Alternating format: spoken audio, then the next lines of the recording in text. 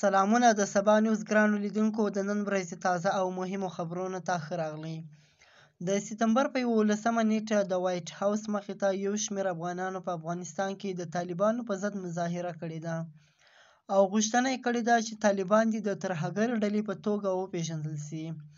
مظاهره کوونکي د افغان میرمنو لپاره د خوراک، کار او ازادي غوښتنه کوله او د نړۍ نه یې دا غوښتنه کړې ده چې طالبان سره دې نورې مرستې بندې کړي او طالبان دې د یو ترهګرې ډلې په نوم باندې وپېژندل سي.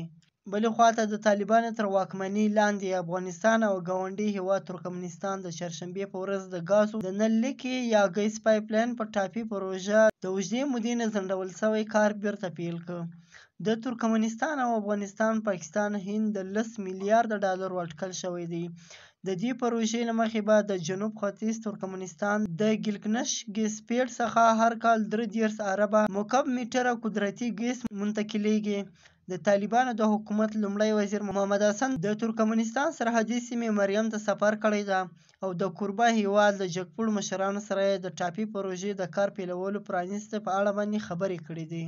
بلې خواته له لکي مروت نه وروسته په باجوړ کې هم پولیسو احتجاج باندې لاس پورې کړی ده. د خیبر پښتونخوا د لکي مروت سیمې وروسته افغانستان سره په پوله پرته قبایلي ضلع باجوړ کې هم پولیسو په احتجاج لاس پورې کړی دی.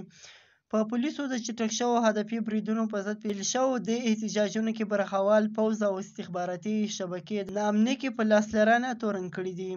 د چهارشنبې په ورځ د لکي مروت پولیسو د خپل احتجاج په دویمه ورځ د سیمې دوه نورو مقاماتو منجوالت چوک او درپیزو کې هم احتجاجي فعالیت پیل کړی دی. د سیمې نه سرچینې وایي احتجاجونه له دې امله لکي مروت کې پیل شوي دي چې تېره اونۍ کې ډیری پولیس د هدفي وژنو ښکار شوي دي.